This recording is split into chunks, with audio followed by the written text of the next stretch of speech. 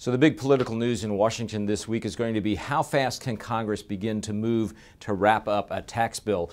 Obviously, the tax cut bill that the White House likes and that Republicans in Congress have been eager to get done passed the Senate late last week, passed the House earlier, but now there needs to be a conference to work out some differences. The House is moving quickly to appoint conferees and get that rolling. The Senate will be a little further behind, but not much. By the end of the week, the odds are good that a conference committee will be rolling to try to work out differences between the two bills.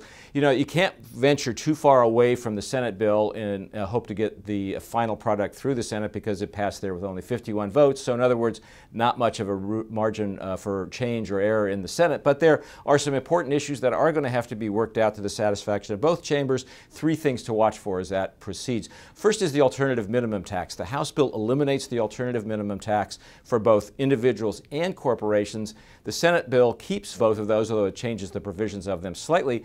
Both are potential problems, but particularly the corporate alternative minimum tax has emerged as a surprise big problem from the Senate bill, and one that will have to be resolved in the conference because a lot of corporations, particularly old line manufacturing companies, are concluding that they're really going to get hit by the corporate AMT if it's not eliminated for some complicated reasons having to do with other provisions in the bill. And so that's one issue in which the Senate might have to bend toward the House. Secondly, another one where the Senate might have to bend toward the House a little bit is on the elimination of the deductions for state and local taxes. On this score, both bills are essentially the same. They eliminate the deduction for state and local taxes except for allowing a deduction for property taxes up to a $10,000 level. But that may not be enough ultimately for some California congressmen who have been objecting to that and saying that basically they may not be able to vote for the final product unless they get some relief for their taxpayers on state and local taxes, not just property taxes. So the Senate may have to bend to the House a little bit on that, which leads to the third point to watch, which is whether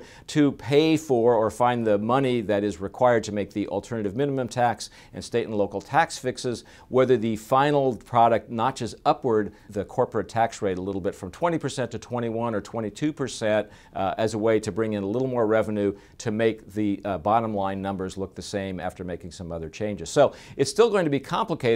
But as I said in my Capital Journal column that's posted on WSJ.com and is in the Wall Street Journal this morning, I think the odds are that by the end of this month, by Christmas, this will be a done deal.